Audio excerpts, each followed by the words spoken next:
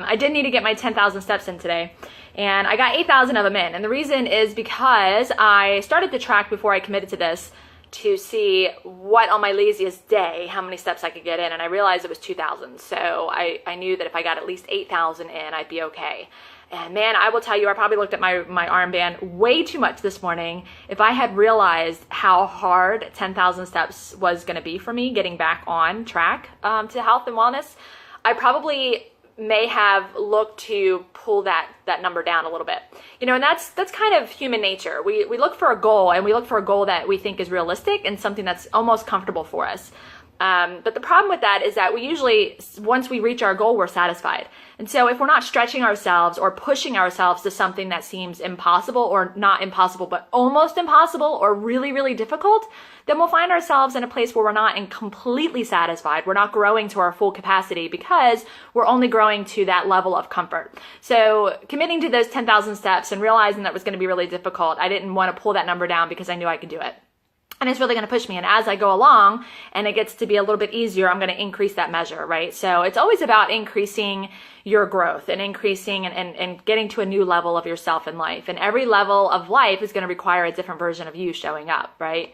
I remember years ago, I was on a job interview. Years and years ago, I was on a job interview. I was probably, 20. And I nailed that interview. I was sitting there. It was three stockbrokers, and I was going to be their assistant. And I completely nailed that interview. And I remember walking out of there thinking, I've got it. This is mine.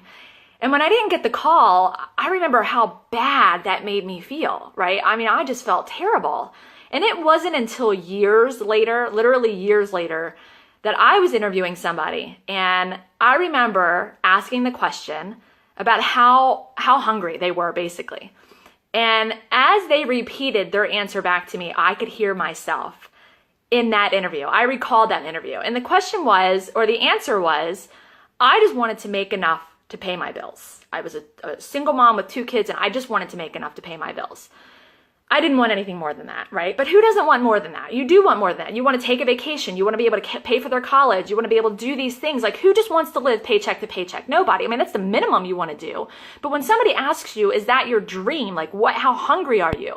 They're looking for more than that, right? But at the time, I didn't want to seem eager, like too eager or too, I just wanted a job. I really just wanted the job. And so what ended up happening was that rejection, man, I'll tell you, but it opened a door, right? And so it opened a door to something that I thought was impossible, and I stepped through and I took that risk until another door opens. And then you find yourself with a different circle of friends and different people who are pushing you. But if your goal is too far off from their goal, they're going to be dragging you, not really pushing you, and you're going to be letting them fall behind. And that's not fair.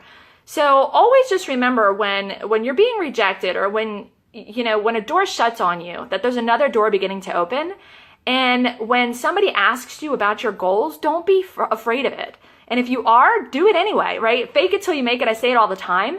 But be confident in yourself until you can reach that next level, and then get there too. And realize that you can always level up. But it's not about starting at the top. It's about climbing. And the climb is where all of the amazing things happen. So that is my dose for the day, and I hope you get something from it. I get a lot of private messages, and that's great, and I'm happy to tag people. If this has inspired you or motivated you or helps you in any way, please comment or share it. Feel free to share. I get a lot of those questions too.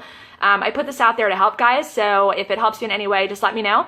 Always love it, and always love to be able to help in any capacity I can, and I love the help back. So you guys, your comments and some of the things you're working on definitely help me too. So let's stick to it.